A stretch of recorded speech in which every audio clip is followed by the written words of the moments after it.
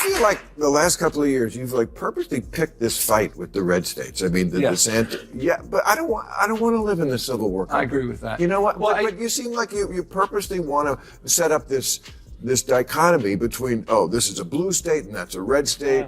You got folks out there trying to bring us back to a pre-1960s world. America in reverse, rolling back voting rights, LGBTQ rights, women's rights, not just access to abortion, but contraception. I mean, it's a profound and consequential moment. And you could sit by and say, well, I really want to get along, as these guys are rolling back. All right, folks, let's jump right into it. So imagine this. The setup is set in real time with Bill Maher, cameras rolling, and boom. Bill Maher is staring face to face with Governor Gavin Newsom. Well, I mean, California is an interesting case study, isn't it? It's the size of 21 state populations combined. Yeah. 2/3 of the state is very deeply red. We don't need to be lectured on rural politics or border issues. I mean, in so many ways, these are familiar issues, and the issues of the heartland of the United States are very much a part and parcel of the work we're doing in this state. But look, I understand this notion that you're from the coast, you don't understand those things. You can't talk the language. You're not able to communicate. You're not able to actually encourage and find that common ground. It's stuff like there's a new law in this. I think we have way too many regulations and laws, as we've talked about. And this one, I think, says if you're a department store with over 500 employees, you have to have a gender-neutral toy department. Yeah. Stuff like that. Yeah, I get it. So you think that's silly? You think that's a silly thing that we too much government? It's like fireworks before the 4th of July, right? Bill Maher isn't toning it down. Nope. He's diving headfirst, taking on California's governor in a battle that's certain to rattle not just the Golden State, but the entire political landscape. He attacks Newsom on themes like LGBTQ rights, gun control, and governance in the most populous state. Look, that's an interesting one because the department stores came to us supporting that. And they were the ones making a case for that. They were making a case they're already moving in that direction. Wanted you to make a law about them? Well, but they've supported the legislation. It wasn't legislation that was enacted, that was initiated from my office, but it was legislation that came up with interesting support from the industry itself. But I understand how that's exploited, and good people can disagree. But that's not something we woke up and said, this is a top priority for the state, when we know what the top priorities are: homelessness, housing, the issues of crime, quality of life, and issues related to regulation and taxes, which are all top of mind. But I get how those things are. It's a no-holds-barred verbal battle that makes you ponder, is Newsom all talk and no action? So, one, I got you here, because I live here and I'm not going anywhere. So I just want to make this a better state like everybody else. Man. And good job this year making it rain. You're welcome. That was my legislative. And just when you think it's done, Maher fires another attack that sends Newsom scrambling like a deer in headlights. And just when you think it's over, Maher throws another blow that leaves Newsom scrambling like a deer in headlights. And we still don't have enough water in the Colorado River and all this stuff. Yeah. And then whenever I read 80% of the water goes to agriculture. Almonds. Right. No one ever asked you about almonds? Oh, I'm going to ask you about almonds. We grow a boatload of I'm almonds well here. aware. You know how much water it takes? Many gallons. 1,900 gallons to grow a pound of almonds. Yeah. Come on, man. Take on big almonds. Take on big almonds. I mean, it's not like we don't have the water. Now here's when things really start heating up. The notoriously clever and acerbic Bill Maher was being entirely frank, jumping directly into the heart of the topic. Maher delved deeply into the water management challenges in California.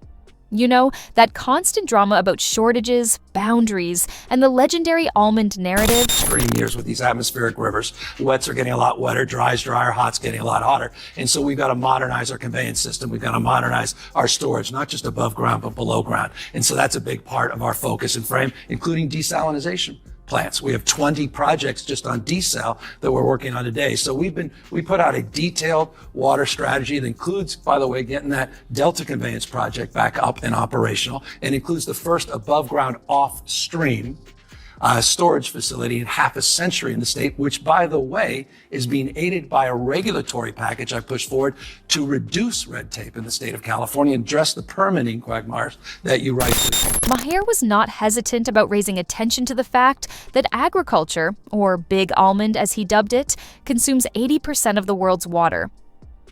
I'd put it gently, Newsom was writhing like an ant under a microscope while sitting on the hot seat. The way he answered was right out of a politician's playbook. Adapt, dodge, divert.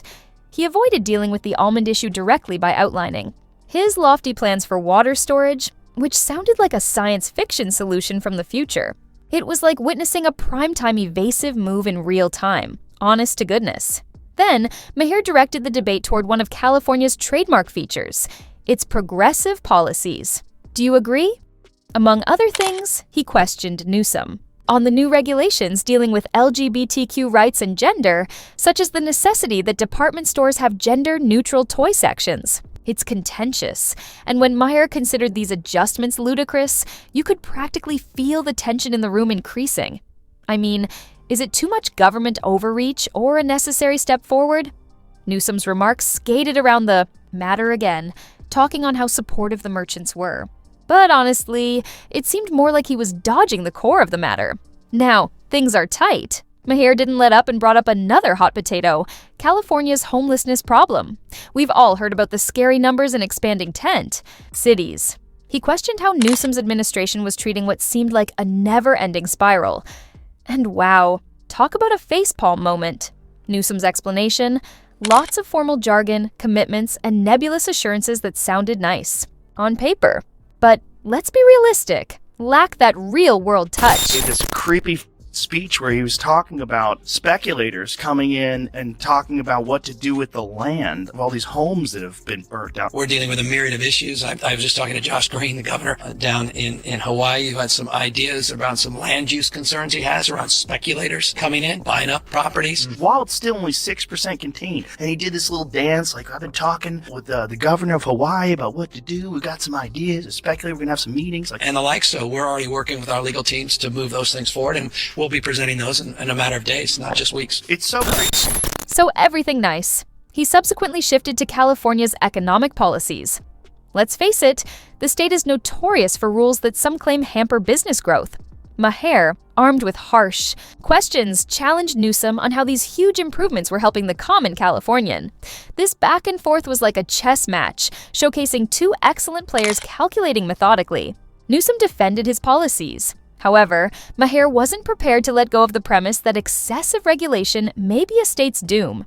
It was educated investigation against political manipulation at its finest. The sparring match continued its fever level as Maher fiercely challenged Newsom about whether he was leading a war on red states. And look, Newsom, Couple of years, you've like purposely picked this fight with the red states. I mean, the DeSantis. Yeah, but I don't want to live in the Civil War. I agree with that. You know what? Well, but you seem like you purposely want to set up this dichotomy between, oh, this is a blue state and that's a red state.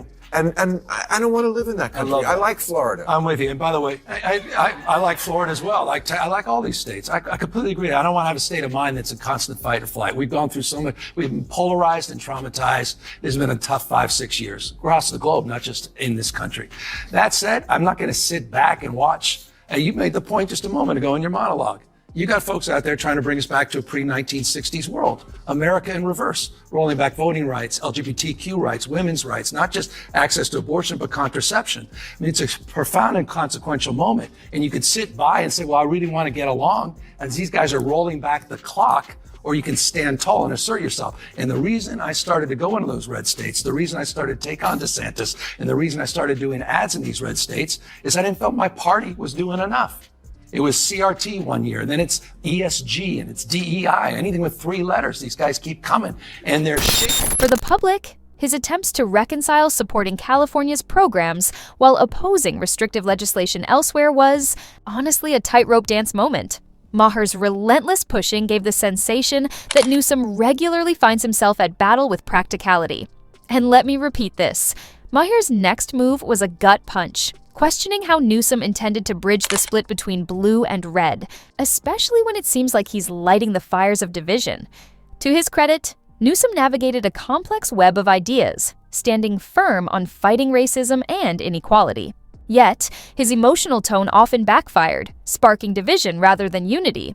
Then came the environmental debate. Maher grilled him on high taxes and sustainability, while Newsom responded with lofty talk of a green revolution.